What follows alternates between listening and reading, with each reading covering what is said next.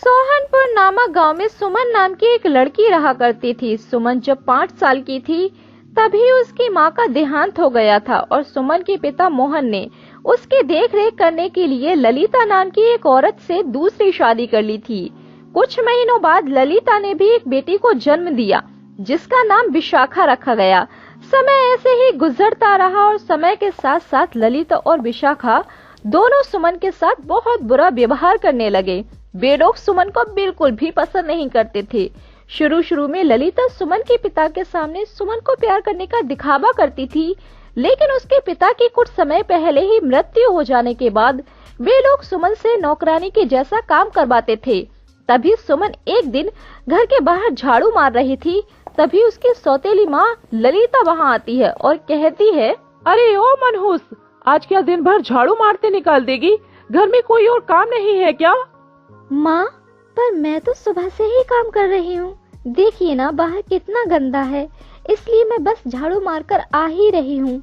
अरे वाह, आजकल तो तेरी जुबान बहुत चलने लगी है। तभी ललिता की बेटी विशाखा वहाँ आती है और कहती है, अरे माँ, क्या हुआ? क्या इस मनहूस ने दोबारा से कुछ किया है जो आप सुबह सुबह इतना गुस्सा कर रही हो? अरे ये मनहूस लड़की मुझसे जुबान लड़ा रही है। पता नहीं इसकी माँ इसे क्या सिखा कर गई है। क्या? इसकी माँ? इसकी माँ तो कब का इसे छोड़कर जा चुकी है, तो वो क्या ही सिखाएगी इसे। सही कहा बेटी तूने। अच्छा बेटी, तुम्हारी नींद तो सही तरीके से पूरी हुई ना? कहीं इस मनहूस लड़की की वजह से तुम्हारी नींद तो खराब नहीं हुई ना? हाँ माँ, नींद तो पूरी हो गई, लेकिन क्या बेटी? अगर तेरी नींद पूरी नहीं हुई तो तू आराम से जाकर सो जा, ठीक है? मेरी बच्ची, अगर तुम्हारी नींद ठीक से पूरी नहीं होगी ना तो तुम्हारी आंखों के नीचे काले धब्बे आ जाएंगे, इसलिए जाकर अच्छे से नींद पूरी करो। ओहो माँ, इतना सो तो ली, अब कितना सोऊं? अब बस आप मेरे लिए कॉफी ले आइए, उसके बाद मेरी सारी थकान मिट जाएगी। ठीक है बेटी। अरे ओ मनहूस, सुना ना तूने मेरी बेटी क्या मांग रही है? इसलिए जल्दी जल्दी ये काम खत्म कर और मेरी बेटी और मेरे लिए कॉफी बना कर लेकर आ। अब जल्दी कर, मुंह क्या देख रही है मेरा? सुमन जल्दी से झाड़ू मारकर अंदर चली जाती है और कॉफी बनाकर ले आती है। ये लीजिए माँ कॉफी। तभी दोनों माँ बेटी कॉफी लेकर पीने लगती हैं। अरे क्या हुआ? तू यहाँ क्यों खड़ी है? घर में और कोई काम नहीं है क्या? नहीं माँ, मैंने घर का सारा काम कर लिया है। अच्छा, अब जा हमारे लिए गर्म गर्म खाना बना कर लेकर आ। माँ, मैंने सुबह से कुछ नहीं खाया है, मुझे भी बहुत भूख लग रही है। अरे एक काम करती नहीं है, लेकिन भूख पहले लगने लगती है तुझे। चल जा, अभी पहले हमारे लिए खाना बना कर लेकर आ, उसके बाद जो बच जाएगा ना उसे तू खा लेना। चल अब जा यहाँ से। सुमन रोते हुए अपने कमरे में चली जाती है और अपनी माँ की तस्वीर के सामने कहती है, माँ, तुम मुझे छोड़कर क्यों चली गई? तुम्हें पता है ना, तुम्हारे जाने के बाद मेरी जिंदगी में कभी कोई खुशी का पल नहीं आया है। माँ, ये लोग मुझ पर बहुत अत्याचार करते हैं, मुझसे ये और नहीं सहा जाता। माँ, मैं क्या करूँ, बताओ ना माँ। सुमन रोते रोते वहीं सो जाती है। ऐसे ही दिन गुजर रहे थे, तभी सुमन एक दिन अपनी बहन विशाखा के कमरे में चाय लेकर जाती है। विशाखा, कहाँ हो तुम? ये लो, चाय पी लो। तभी सुमन उसके टेबल पर चाय रख देती है और तभी सुमन की नजर विशाखा की ड्रेसिंग टेबल पर पड़ती है, जहाँ विशाखा के कई तरह के सामान रखे थे। अरे वाह, यहाँ पर तो कितने सुंदर सुंदर मेकअप के सामान रखे हैं। काश मेरे पास भी ये सारा सामान होता। और ये वाली लिपस्टिक कितनी सुंदर लग रही है। तभी सुमन उस लिपस्टिक को उठाकर थोड़ी सी अपने होठों पर लगा लेती है। तभी वहाँ पर विशाखा आ जाती है। अरे तू मेरे कमरे में क्या कर रही है? और तू मेरे मेकअप के सामान के साथ क्या कर रही है? सच सच बता, तू क्या कर रही है यहाँ? अरे माँ, इधर आओ और देखो, इस मनहूस लड़की ने मेरा मेकअप का सारा सामान खराब कर दिया है और तूने किससे पूछकर इसको यूज किया है? नहीं नहीं विशाखा, मैंने तुम्हारा कोई भी मेकअप का सामान खराब नहीं किया है, मैं तो बस दूर से ही इसे देख रही थी। अच्छा, तो तू बस देख रही थी? अच्छा, तो तेरे होठों पर मेरी लिपस्टिक कहाँ से आई, बता? तभी पीछे से ललिता आ जाती है। अरे फैशन करने का ज्यादा ही शौक चढ़ रहा है तुझे, इतना फैशन करके कहाँ जाएगी, बता? अरे रहने दो माँ, शायद इसकी माँ ने इसे यही सिखाया है। हाँ हाँ, सही कह रही है बेटी तू। चल अब तू यहाँ से जा। सुमन रोते हुए वहाँ से चली जाती है। इसी तरह रोते हुए सुमन के दिन गुजरने लगते हैं। उसकी सौतेली बहन और सौतेली माँ उसे हर दिन ऐसे ही परेशान किया करती थी। एक दिन ललिता विशाखा को तैयार कर रही होती है। अरे ओ सुमन, जल्दी इधर आ। जी माँ। सुन, आज मेरी बेटी को लड़के वाले देखने आ रहे हैं, तो उनके स्वागत में कोई भी कमी नहीं रहनी चाहिए। उनके लिए अच्छा सा नाश्ता बनाकर तैयार रखना। और सुन, तू उन लोगों के सामने ज्यादा बन ठन कर मत आ जाना। तेरे कमरे में तेरी मरी हुई माँ का एक संदूक पड़ा है, तो तू उसमें से कोई सा फटा पुराना लहंगा पहन लेना, समझी? चल अब जा यहाँ से। अरे माँ, ये लड़के वाले कब तक आएंगे? मैं कब से तैयार होके बैठी हूँ। अरे बेटी, वो लोग आते ही होंगे और तू अभी तक यहीं खड़ी है। अब जा जल्दी से तैयारी कर। थोड़ी ही देर बाद लड़के वाले आ जाते हैं।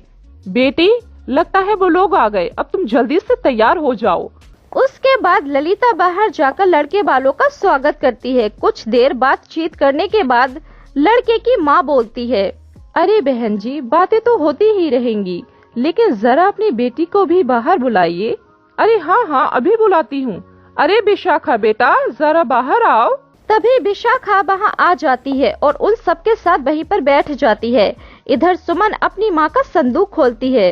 अरे इसमें तो इतने सारे मेरी माँ के लहंगे हैं, मैं जल्दी से इसमें से एक लहंगा पहन कर देखती हूँ।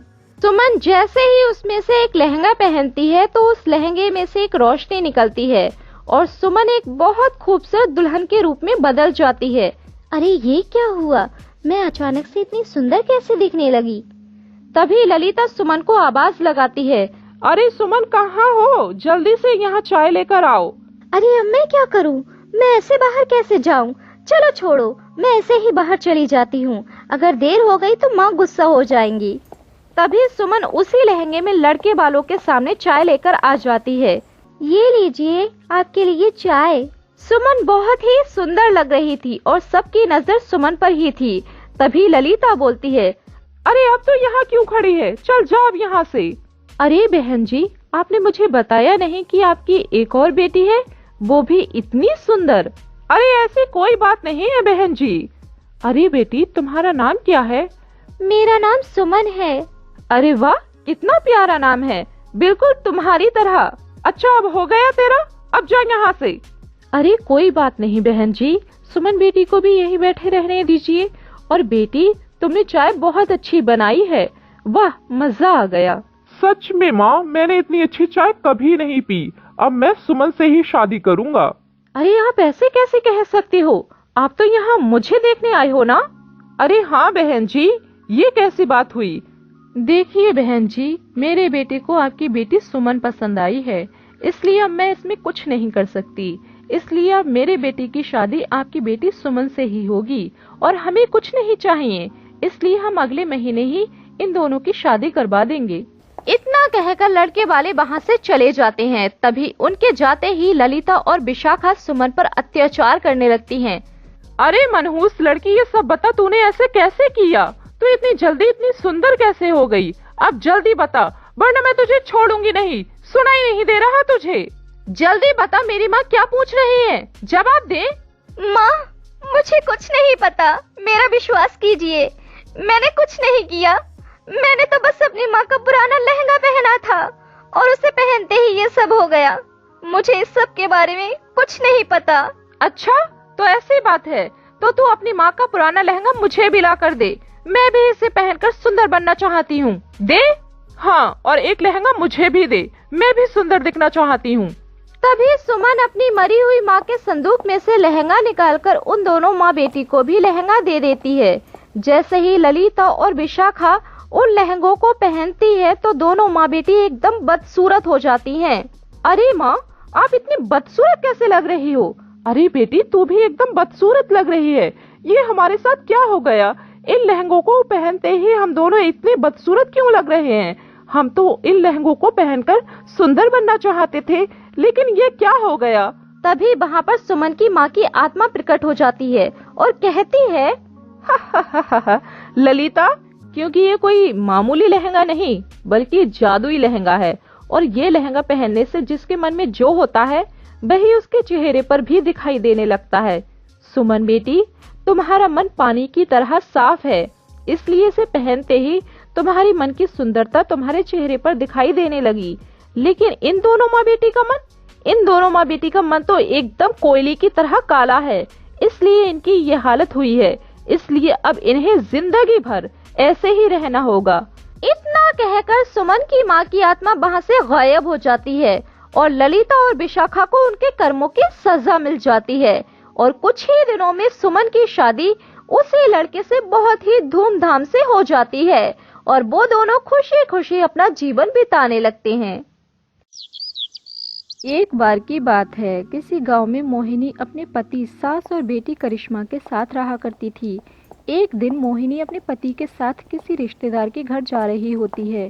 तभी मोहिनी करिश्मा से कहती है, करिश्मा, हम दोनों तेरी मासी के घर जा रहे हैं, तू भी चलेगी क्या?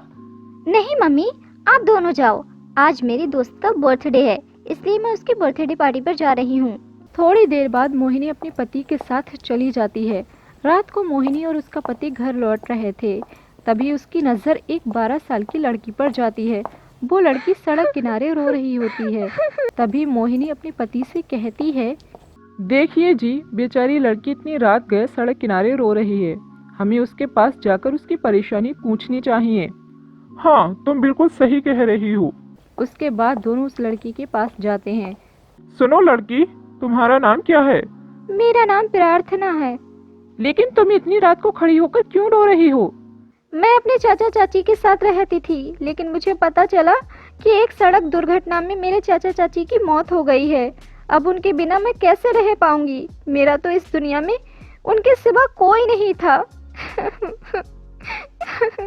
मोहिनी और ऋषभ को प्रार्थना पर बहुत तरस आता है और दोनों वहाँ से थोड़ा दूर हटकर आपस में बात करते हैं। मोहिनी, मैं सोच रहा हूँ कि क्या हम इसे अपने साथ हमारे घर ले चलें? हाँ, हमारी बेटी भी तो इसी की उम्र की है। वैसे भी रब का दिया हुआ हमारे पास सब कुछ है। अगर हम इसे अपने पास रख लेंगे तो इसमें हमारा कुछ बिगड़ने वाला नहीं है। बल्कि ये तो और अच्छी बात है कि हम किसी बेसहारा का सहारा बन रहे हैं। इस तरह दोनों प्रार्थना को अपने साथ ले जाने का फैसला कर लेते हैं। उसके बाद दोनों प्रार्थना को अपने साथ अपने घर ले जाते हैं। प्रार्थना का रंग काला था और उसके चेहरे पर मोटे दाने भी थे। लेकिन करिश्मा जैसे ही प्रार्थना को देखती है तो बोलती है, अरे मम्मी पापा, ये आप किस गरीब को उठा लाए? करिश्मा, अब से ये हमारे साथ इसी घर में रहेगी। लेकिन क्यों माँ? देखो तो कितनी गंदी लग रही है। अगर मेरे दोस्तों को ये पता चला तो वो मेरा बहुत मजाक बनाएंगे। तुम्हारे हिसाब से नहीं चलेंगे हमने फैसला कर लिया है कि ये इसी घर में रहेगी। मोहिनी की बात सुनकर करिश्मा गुस्से से वहाँ से चली जाती है। करिश्मा के जाने के बाद मोहिनी प्रार्थना से कहती है, प्रार्थना, अब से तुम हमेशा यहीं रहोगी और अगर तुम चाहो तो तुम मुझे अपनी माँ कह सकती हो। ये सुनकर प्रार्थना बहुत खुश होती है। मोहिनी की सास सावित्री को भी प्रार्थना को देखकर बहुत गुस्सा आता है, लेकिन सावित्री कुछ नहीं कहती। अगले दिन सभी एक साथ बैठे हुए थे। तभी सावित्री करिश्मा के ऊपर हाथ फेरते हुए कहती है, मेरी चांद सी खूबसूरत पोती, तुझे देख लेती हूँ तो मेरी सारी चिंता गायब हो जाती है। देख, मैं तेरे लिए फ्रॉक और मेकअप का सामान लेकर आई हूँ। दादी, आप मेरे लिए कुछ भी लेकर नहीं आई हो क्या? अरे पहले अपनी शक्ल आईने में जाकर देख, काली बंदरिया। मेरे बेटे बहू ने तुझ पर तरस खाकर इस घर में ले आए, लेकिन तू मेरी पोती नहीं। और वैसे भी मेरी खुद की पोती परियों की तरह खूबसूरत है। तुझे देखकर तो मेरा दिन खराब हो जाता है। काला साया आई बड़ी, इसके लिए लाऊंगी मैं कुछ। इतने फालतू पैसे आ रहे हैं ना। मोहिनी को सावित्री का ये व्यवहार बिल्कुल अच्छा नहीं लगता है, लेकिन वो अपनी सास को कुछ नहीं कहती है। करिश्मा और प्रार्थना एक ही स्कूल में पढ़ रहे होते हैं। कुछ सालों बाद दोनों का हाई स्कूल हो जाता है और ऋषभ दोनों का एडमिशन एक बड़े से स्कूल में आगे की पढ़ाई के लिए करवा देता है। जब करिश्मा को पता चलता है कि प्रार्थना का एडमिशन भी उसी स्कूल में हुआ है तो उसे बहुत गुस्सा आता है। मम्मी, मैं इतने बड़े स्कूल में मैं इस काली कलूटी के साथ नहीं जाऊंगी। वहाँ बड़े बड़े घर के बच्चे आएंगे, वो सब इसको मेरे साथ देखकर मेरा बहुत मजाक बनाएंगे। जैसे तैसे 10वीं तक मैंने इसको झेल लिया, लेकिन अब मैं नहीं झेल सकती। ये कैसे बातें कर रही हो?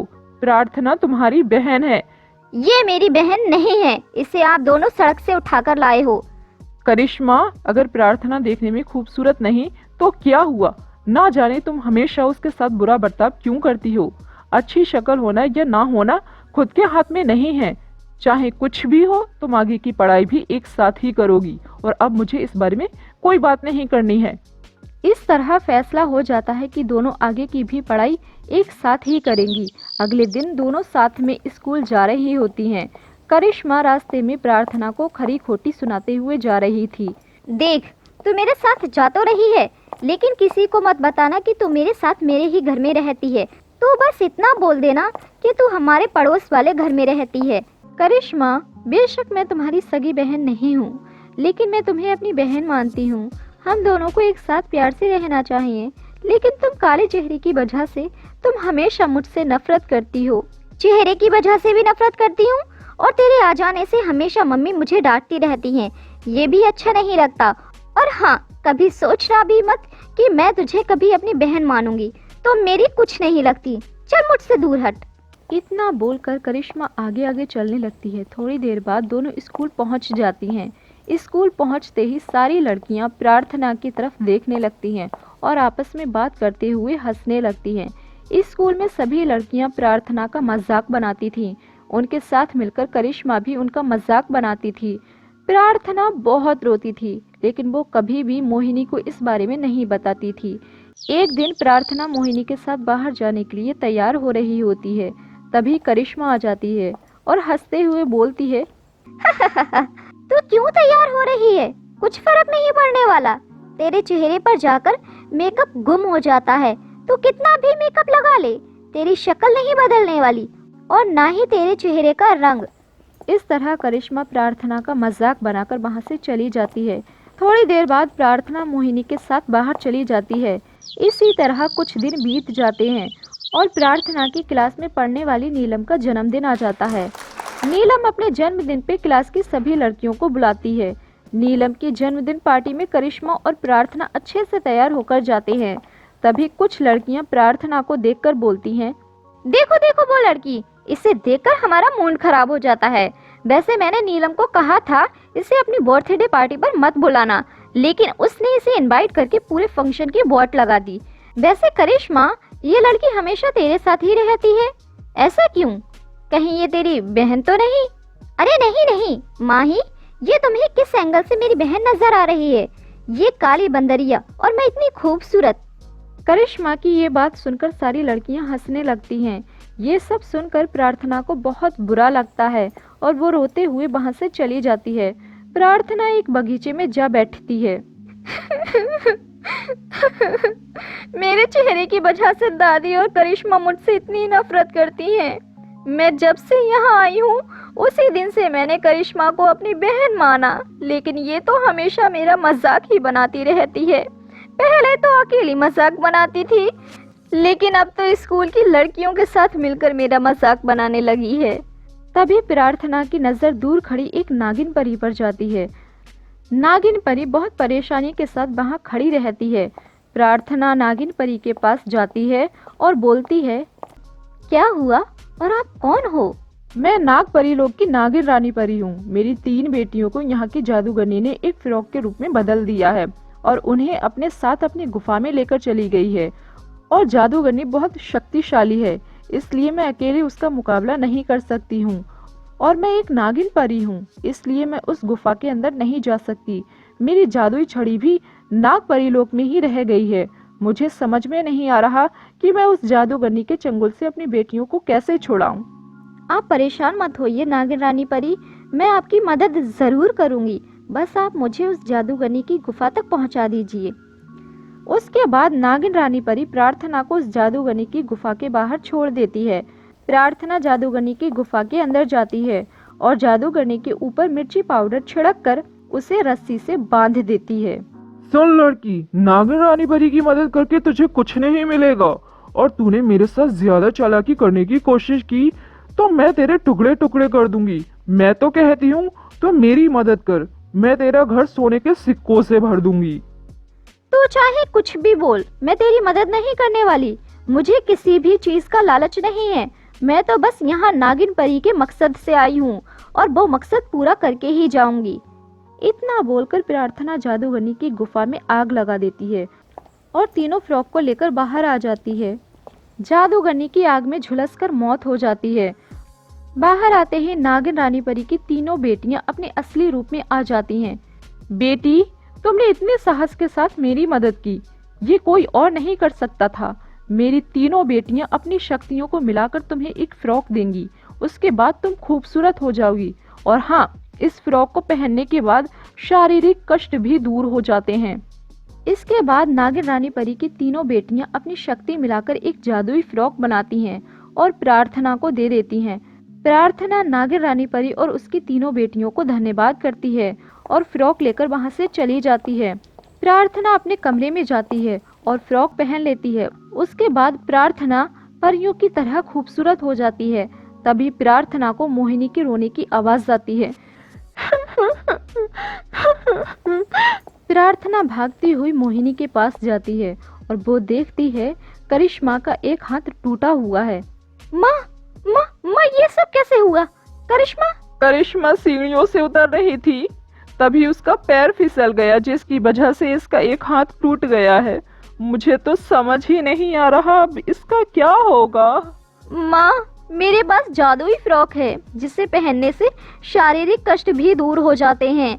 आप ये फ्रॉक करिश्मा को पहना दो, उसके बाद सब कुछ ठीक हो जाएगा। उसके बाद करिश्मा फ्रॉक पहन लेती है। करिश्मा के फ्रॉक पहनने के बाद उसका हाथ पहले की तरह ठीक हो जाता है। करिश्मा की आंख नम हो जाती है और वो प्रार्थना से कहती है, मुझे माफ कर दो प्रार्थना, आज तुम्हारी वजह से मैं ठीक हो पाई हूँ। मेरी पहले की गई गलती माफ कर दो। अब से हम दोनों बहनों की तरह साथ रहेंगे। प्रार्थना, मुझे भी माफ कर दो बेटा, आज तेरी वजह से मेरी पोती पहले की तरह ठीक हो पाई है। अब से मैं तुम दोनों को एक समान प्यार दूंगी। इस तरह से हमेशा के लिए सब कुछ ठीक हो जाता है और प्रार्थना अपने परिवार के साथ हंसी खुशी जीवन व्यतीत करने लगती है।